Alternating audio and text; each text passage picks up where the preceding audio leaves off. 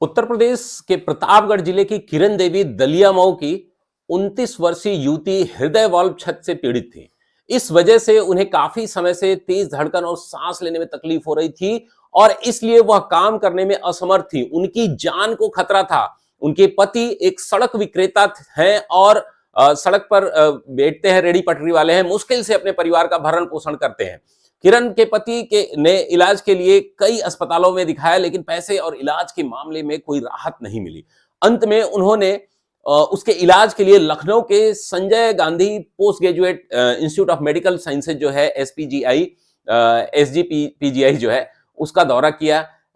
SP जो है Sanjay Gandhi PG medical college में की टीम ने किरण की जांच की और उनके पति को चिकित्सा शुरू करने के लिए 2,60,000 रुपए जमा करने के लिए कहा। डॉक्टरों ने उनके पति से कहा कि उनकी जान बचाने के लिए उन्हें किरण के हृदय के वाल्व को बदलने की जरूरत है, जो एक महंगी प्रक्रिया है। किरण और उनका परिवार इतना महंगा इलाज कराने में सक्षम नहीं था, लेकिन फिर भी उन्होंने अपने रिश्तेदारों को ऐसी विकट परिस्थिति में मदद करने का अनुरोध किया। आखिरकार उनकी मदद पीजीआई लखनऊ ने 2,60,000 रुपए जमा कर सकी।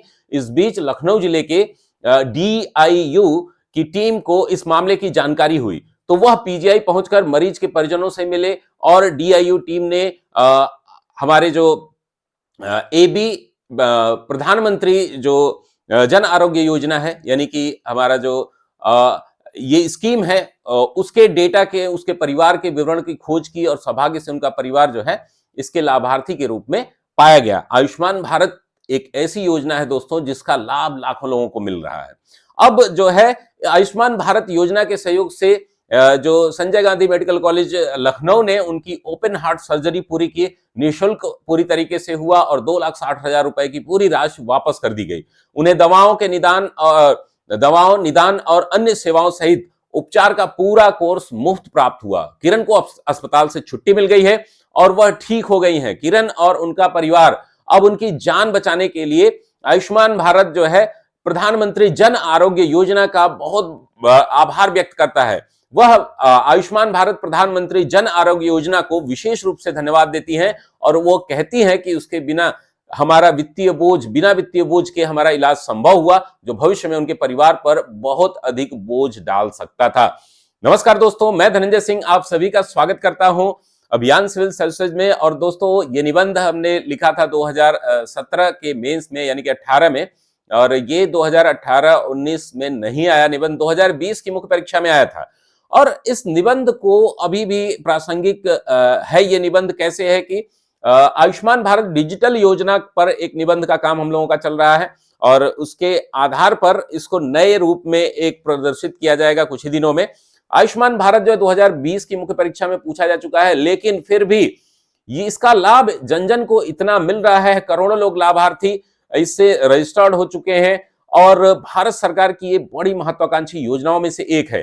प्रधानमंत्री मोदी जी के द्वारा शुरू की गई ये दुनिया की सबसे बड़ी बीमा योजना है, सबसे बड़ी हेल्थ स्वास्थ्य योजना है और इसके बारे में सभी को जानना बहुत जरूरी है। आप सभी को पता है कि इस निबंध को पढ़ाने का तो मकसद है कि परीक्षा में पूछा जाए, लेकिन इसको जन जन को जागरूक करने का भी मेरा एक मकसद है। इस पर मैंने पिछले वीडियो बनाए थे, अब्दुल की बात की थी, सोनी की बात की थी और यहाँ जो प्रतापगढ़ की जो युवती हैं उनकी बात हमने की। अब इन तीनों की बातों को आप समझें, तीनों में से कोई भी निबंध चुन सकते हैं। ऐसी सैकड़ों जो कहानियां हैं आपको इंटरनेट पर मिल जाएंगी, जिनका नाम आप चाहें तो डालें, ना चाहें तो ना डालें, लेकिन ये सारे नाम पब्लिक हैं। इसलिए मैं जो है सरकारी आंकड़े हैं, सरकार द्वारा जो है विभिन्न, और उत्तर प्रदेश से संबंधित 2 कहानियां मैंने बताई, जो मोतिहारी वाले सोनी जी मोतिहारी से जब उत्तर प्रदेश आई थी, और प्रतापगढ़ की इन युवती के बारे में हमने जो बात की है। अब इस तरीके की कहानियां आप लिख सकते हैं और अब चूंकि ये उत्तर प्रदेश से संबंधित है तो आप जो है किरण देवी की कहानी जरूर बताएंगे लोगों को। और ये कहानी बताने से ज्यादा जरूरी है लोगों को अवेयर करना कि आयुष्मान भारत जो प्रधानमंत्री जन आरोग्य योजना है वह कितनी बड़ी योजना के रूप में, कितनी जो सोशल वेलफेयर जो कॉज है हमारा इसका बनाने का, जो गरीब मजदूर ऐसे वर्ग जिन पर जो है जिनको जो है इलाज के पैसे नहीं रहते हैं, उनसे ये शुरू कर सकते हैं दोस्तों। तो चलिए दोस्तों शुरू कर सकते हैं। कल हमने बात की थी कि 10 भागों में बांट करके 10-11 भागों में हम निबंध को लिखेंगे। पहला प्रस्तावना, दूसरा इस योजना का परिचय, तीसरा ऐतिहासिक पक्ष, चौथा सामाजिक पक्ष, पांचवां आर्थिक पक्ष, छठा जो है वैश्विक परिदृश्य क्या है, सातवां जो है स्वास्थ्य के क्षेत्र में आने वाली समस्याएं क्या है, आठवां जो है सरकार द्वारा किए गए प्रयास, और 9 पर लाभ, और 10 पर सुधार, और 11 पर निष्कर्ष हम लिखेंगे। इस तरीके से इस पूरे निबंध को हम फ्रेम कर चुके हैं दोस्तों। फ्रेम करने के बाद जो है इसको अपडेट किया जा रहा है। अपडेशन जो है, हालांकि बहुत ज्यादा अपडेट करने की जरूरत नहीं है। इस बार हमारे राष्ट्रपति ने क्या कहा कि जब राष्ट्रपति स्पीच शुरू कर रही थी इकोनॉमिक सर्वे का, तो उन्होंने कहा था, एक कोटेशन आप लिख सकते हैं। इस कोटेशन से भी आप जो है इस निबंध की शुरुआत तो नहीं, लेकिन अन्य निबंधों की शुरुआत जो है आप कर सकते हैं।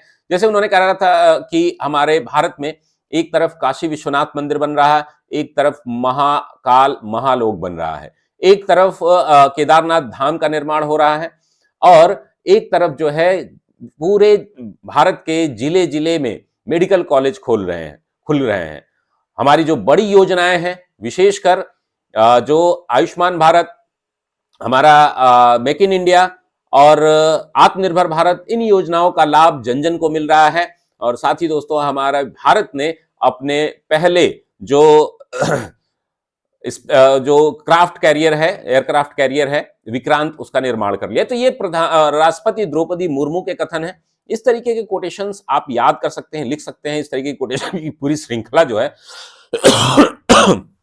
मैं इस निबंध श्रृंखला में देने की कोशिश करूंगा। अब कई लोगों का यह कहना है कि जब सब सारे निबंध आप यहां पर पढ़ा देंगे तो हमें पेमेंट करने की क्या आवश्यकता है, और बहुत सारे लोगों ने कल पेमेंट किया। तो मैं ये कह रहा हूं कि आपकी फीस मात्र 1500 रुपए है, और आप कितने एग्जाम इस एक निबंध श्रृंखला सीरीज जो है इससे जुड़ करके कितने एग्जाम अगर आप देते हैं, इनमें से कोई भी एग्जाम दे रहे हैं या कई एग्जाम दे रहे हैं, सभी के लिए एक ही फीस है दोस्तों। यानी कि आरओ अगर वैकेंसी नहीं आई है आपकी, तो मुख्य परीक्षा की हिंदी और निबंध की तैयारी यहां पर कर लीजिए। दूसरी है आपकी यूपीपीसीएस, जो कि बड़ी परीक्षा है यूपीपीसीएस की, उसमें निबंध का काम होता है। साथ ही अब बीपीएससी जो है निबंध जोड़ दिया है, वो भी 300 नंबर का। तो जो लोग भी बीपीएससी दे रहे हैं वो जरूर इस श्रृंखला को ज्वाइन करें। साथ ही दोस्तों यूकेपीएससी उत्तराखंड अगर पीसीएस कोई देता है तो उसके लिए एमपी पीसीएस कोई देता है, तो इन सभी एग्जाम के लिए एकमात्र कोर्स है, मात्र 1500 रुपए फीस है, जिसमें सारे निबंध हम लोग कराएंगे। हम लोग लगभग 100 प्लस निबंध आपको मिलेंगे, और समझ लीजिए कि ये क्लासेस जो है निरंतर चलती रहेंगी। क्लासेस टेलीग्राम पर प्राइवेट करके दी जाएंगी। जो लोग भी पेड ग्रुप के होंगे उनकी कॉपी चेक की जाएगी। 10 निबंध सभी के चेक किए जाएंगे। 10 ऐसे जो है आप हमसे चेक करवा सकते हैं, जिससे कि आपका इंप्रूवमेंट होगा, सबसे ज्यादा जरूरी है। और ये वीडियोस जो होंगे वो आपको विभिन्न माध्यमों से, जैसे कि हम इस YouTube पर ये वीडियो रहेंगे, लेकिन प्राइवेट फॉर्म में आपको कंसीडर किए जाएंगे। तो इससे आप जो है ज्वाइन कर सकते हैं। 8802913517 ये हमारा व्हाट्सएप नंबर है, और इसी पर आप गूगल पे, फोन पे करके निबंध में आप एडमिशन ले सकते हैं।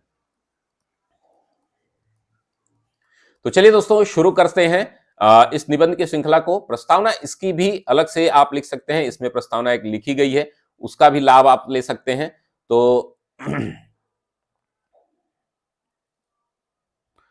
चलिए, प्रस्तावना यह है, भारतीय संस्कृति की परंपरा है कि यहां आशीर्वाद स्वरूप आयुष्मान भव या चिरंजीवी भव बोलकर लोगों को सकुशल और दीर्घजीवी होने की कामना की जाती है, परंतु यह कामना इलाज के खर्चे से जूझते व्यक्ति के लिए मिथक साबित होती है। भारत में वास्तव में भारत में एक गरीब परिवार का व्यक्ति बीमार से मरता है तो उसका पूरा परिवार बीमारी पर आए खर्चे से। ऐसे में आयुष्मान भारत योजना गरीबों के लिए स्वर्ग लोक की अनुभूति कराता है, मानो भगवान विष्णु ने साक्षात आयुष्मान भव का आशीर्वाद दिया हो। और इसका लाभ जो है जन जन को मिल रहा है, जिसकी कहानियां अभी मैंने 3 कहानी बता दी। पिछले निबंध को आप लोग जरूर देख लीजिएगा, और उस पर जो है कैसे फ्रेम करें, किस तरीके से आगे बढ़े, उस पर हम लोग इसमें तो योजना की विशेषताएं हम लोग देख लेते हैं। योजना क्या है? तो 23 सितंबर 2018 को रांची झारखंड से शुभारंभ हुई ये योजना, प्रधानमंत्री द्वारा जो इसका शुभारंभ किया गया। 5 लाख रुपए प्रति परिवार स्वास्थ्य बीमा का इसमें दिया गया है। इसमें जो है प्रावधान किया गया है। 10 करोड़ 75 लाख परिवार या 50 करोड़ व्यक्ति जो है इससे लाभान्वित होंगे। जनसंख्या का 40% हिस्सा शामिल हो सकता है इसमें। उम्र की कोई सीमा नहीं है, पूरी तरह पेपरलेस कैशलेस है। सरकारी और निजी अस्पताल दोनों इसमें शामिल है। परिवार चयन जो है वह 2011 की आर्थिक सामाजिक जनगणना के आधार पर हुआ है और ग्रामीण इलाकों में D1, D2, D3, D4, D5, D7 श्रेणी के लोग शामिल हैं। अब ये D1, D2, D3, D4 क्या है, कमेंट बॉक्स में आप बताइएगा। इसकी बहुत जरूरत नहीं है आपको, लेकिन आप जो है इसको लिख सकते हैं और इसको समझने के लिए, अब वीडियो बहुत लंबी हो जाएगी, तो आप एक कमेंट बॉक्स में जो लोग जानकार हैं, जो लोग हेल्थ फील्ड से हैं या खास करके लेखपाल वगैरह हैं, तो वो लोग जरूर जानते होंगे। तो बच्चे, महिलाएं एवं वरिष्ठ नागरिकों को प्राथमिकता दी जाएगी। कोई भी अस्पताल इलाज के लिए मना नहीं कर सकता। भारत में कहीं भी अस्पताल मरीजों से शुल्क नहीं लेगा। पेपरलेस कैशलेस, ठीक है ना, पेपरलेस एंड कैशलेस ये व्यवस्था की गई है, ठीक है ना। स्वास्थ्य एवं आरोग्य का ऐतिहासिक पक्ष हम देख लेते हैं कि भारत में ऋग्वेद, उपवेद, अथर्ववेद चिकित्सा शास्त्र से संबंधित है। ऋग्वेद का उपवेद जो है अथर्ववेद, ये जो है क्या है, चिकित्सा शास्त्र से संबंधित है। कनिष्क का राजवेद जो है वो चरक थे। चरक संहिता में इनका वर्णन किया गया है और चरक ने विभिन्न विधाएं बताई हैं किस प्रकार से हम इलाज कर सकते हैं बीमार व्यक्ति का। विभिन्न लोगों के इलाज की कहानियां भी हैं।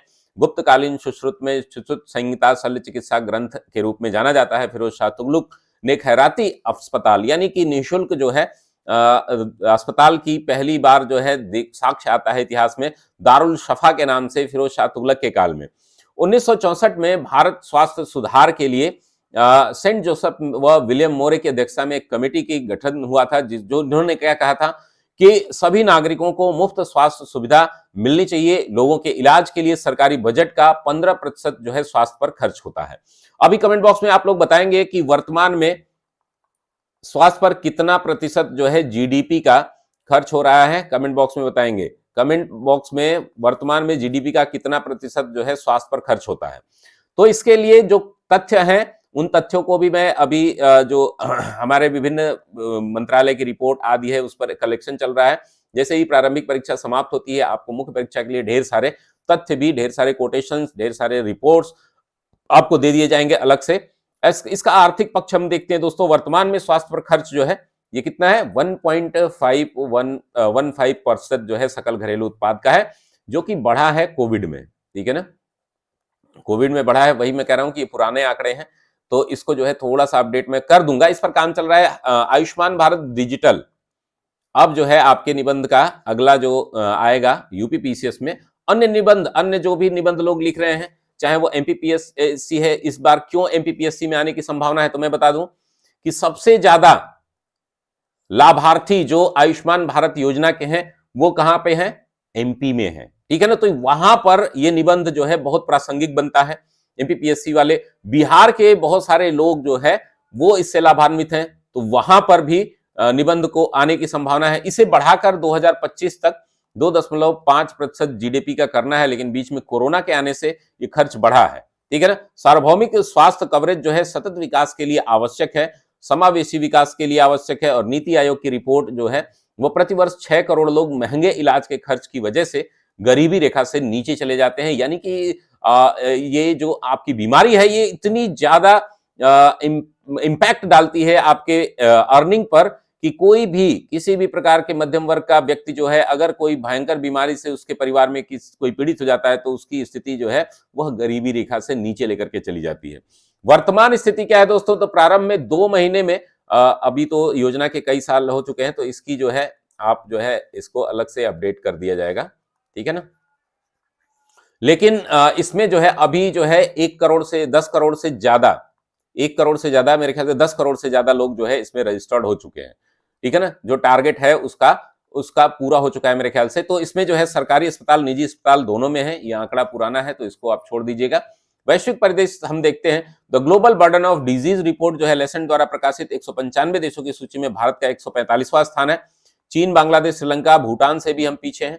स्वास्थ्य से जुड़ी समस्याएं जो है हमारे यहाँ क्या क्या है, अब इसमें कोविड का जो काल है वो बहुत कुछ दर्शाता है, ठीक है ना। गरीब बीमारी से नहीं बल्कि गरीबी से मरता है। स्वास्थ्य सेवाएं अत्यंत महंगी हैं, सभी स्थानों पर उपलब्ध नहीं है, देरी के कारण मौतें होती हैं। प्राइवेट और सरकारी जो हॉस्पिटल्स हैं उसमें 70-30 का रेशियो है। साथ ही जो है सस्ता है, सरकारी हॉस्पिटल सस्ते हैं, लेकिन ये इनमें गुणवत्ता है ही नहीं। गुणवत्ता के लिए जो है वो क्या करते हैं कि हमें अन्य पर डिपेंडेंसी रखने की बात हो जाती है कि हम जो है प्राइवेट हॉस्पिटल को रिफर करते हैं। इनमें जो है ना तो डॉक्टर्स मिलते हैं, ना ही हमारे जो है इक्विपमेंट होते हैं। सरकारी अस्पतालों में सभी बीमारियों का इलाज भी नहीं संभव हो पाता। संवैधानिक पक्ष क्या है कि अनुच्छेद 21 में जीवन जीने का अधिकार, मुफ्त चिकित्सकीय सहायता पाने का अधिकार जो है हमारे संविधान में दिया गया है। यह जो है हमारे अनुच्छेद यानी जीवन जीने का अधिकार यानी लाइफ टू लिबर्टी जो है लिबर्टी में, इसमें राइट टू लाइफ में इसको शामिल किया गया है। इसका महत्व को देखेंगे दोस्तों तो दुनिया की सबसे बड़ी स्वास्थ्य योजना है। 27-28 यूरोपीय देशों के बराबर जनसंख्या की सेवा है। 2 तरीके से ये कार्य करती है। स्वास्थ्य कल्याण केंद्रों के निर्माण घरों के नजदीक ताकि त्वरित इलाज हो, और साथ ही प्रधानमंत्री आयुष्मान भारत जन स्वास्थ्य योजना जो जन आरोग्य योजना है, इस योजना को, इसका पूरा नाम ही है, क्या है हो जाएगा अब, आयुष्मान भारत यानी कि ABPMJAY, ठीक है ना। आयुष्मान भारत प्रधानमंत्री जन आरोग्य योजना के रूप में इस पूरी योजना को जाना जाता है। तो चलिए दोस्तों आगे देखते हैं कि इसमें कुछ सुझाव हैं। सुझाव क्या क्या हम दे सकते हैं। सुझाव को लेकर के चिकित्सालयों सहित समस्त सार्वजनिक निर्माण की गति की निगरानी करना, जिला चिकित्सालयों का सुदृढ़ीकरण करना, 24 घंटे आपात सेवाएं ग्रामीण क्षेत्रों में भी प्रोवाइड कराना, सस्ती दवाओं का प्रबंध करना, रक्त तक आसानी से सबकी पहुंच हो। ब्लड जो है, ब्लड की कमी से बहुत सारे जो है डेथ हो जाती हैं। सभी रोगों के बारे में जन जागरूकता ताकि महामारी फैलने से बचाया जा सके। और इसके बाद कुछ सुझाव के बाद जो है, ये सुझाव बहुत जरूरी होते हैं। मैं लगातार बोलता रहता हूं कि आप निबंध जब भी लिखिए, जब भी एनालिटिकल प्रश्न लिखिए, तो उसमें अपने कुछ क्रिएटिव आइडियाज, कुछ इनोवेटिव चीजें जो है जरूर जोड़ दीजिए। अब निष्कर्ष पर चलते हैं दोस्तों। किसी राष्ट्र की प्रगति में सकल राष्ट्रीय सुख महत्व रखता है और स्वास्थ्य सुविधा बिना सुख की कामना करना असंभव है। ऐसे में आयुष्मान भारत योजना मानव पूंजी निर्माण एवं समावेशी विकास के लिए वरदान साबित होगी। इस योजना के माध्यम से भारतीय सरकार एवं जनमानस वैश्विक पटल पर अपनी विशेष छाप छोड़ेगा। कुछ आंकड़े हैं जिनको अपडेट कर देंगे हम आयुष्मान भारत डिजिटल में, ठीक है ना। आयुष्मान भारत डिजिटल पर एक निबंध फिर से लिखा जा रहा है, तो ये जल्दी मिल जाएगा। और जो भी हमारे नए निबंध हैं उन पर पूरा काम चल रहा है। एक बुक भी जल्दी हो सकता है आप लोगों के बीच हमारी पब्लिश हो निबंध पर।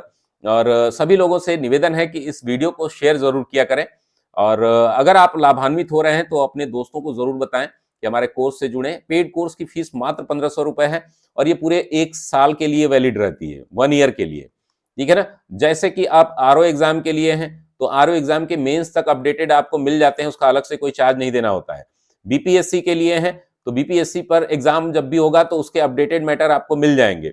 एमपीपीएससी पर है, आपको जब भी एग्जाम होगा आपका मेंस का इस साल का तो अपडेटेड मैटर मिल जाएंगे। यूपीपीएससी का जब भी आपका मेंस का एग्जाम होगा तो आपको अपडेटेड मैटर मिल जाएंगे। यूकेपीएससी का अभी तो एग्जाम मेरे ख्याल से चल रहा है या होने वाला है, तो जब भी नेक्स्ट एग्जाम होगा इस साल, तो वो सभी एग्जाम के पहले आपको नए अपडेटेड निबंध जो है मिल जाएंगे। हर हफ्ते हम लोग 1-2 निबंध लिखते हैं दोस्तों, तो आपको घबराने की जरूरत नहीं है। हमारे साथ जुड़ करके आप इस कार्यक्रम का लाभ लें। हमारे जो स्टूडेंट है वो जो भी नंबर पाते हैं उसमें 20 नंबर तक ग्रोथ होने की संभावना, यानी कि आपका 25 से 30% नंबर जो है यहां पर बढ़ जाता है अगर आप हमारे साथ जुड़ जाते हैं और आंसर प्रैक्टिस करते हैं। निबंध की कॉपी भी चेक होती है यहाँ पर, और साथ ही साथ दोस्तों आपको अलग से जब भी एग्जाम होंगे मुख्य परीक्षा के, अलग से गाइडेंस भी प्रोवाइड की जाएगी। कुछ यहाँ पर दोस्तों ये कोटेशंस हैं, आप इसको लिख सकते हैं। आपकी सेहत अच्छी है तो देश की सेहत अच्छी है। स्वास्थ्य के बिना जीवन नहीं, यह सिर्फ आलस्य और दुख की अवस्था और मृत्यु का प्रतिबिंब है, अल्बर्ट आइंस्टीन ने कहा है। स्वस्थ नागरिक किसी भी देश के लिए सबसे बड़ी संपदा होता है, विंस्टन चर्चिल का यह कोटेशन है। बीमारी की कड़वाहट से मनुष्य का स्वास्थ्य माधुर्य जान लेता है, ठीक है ना।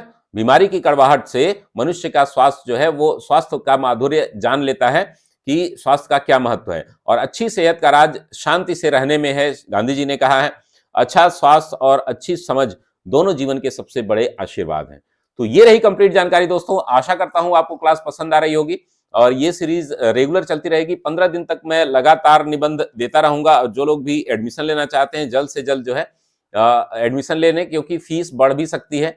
8802913517। बहुत सारे लोग जो बीपीएससी प्रारंभिक परीक्षा दे रहे हैं उन लोग रजिस्टर्ड कर लें, क्योंकि उसके बाद जो है फीस हमारी जो है 3500 इसकी फीस है, मात्र 1500 में आपको अभी एडमिशन मिल रहा है। ठीक है ना, इसकी पूरी फीस जो है 3500 हम लोगों की होती है।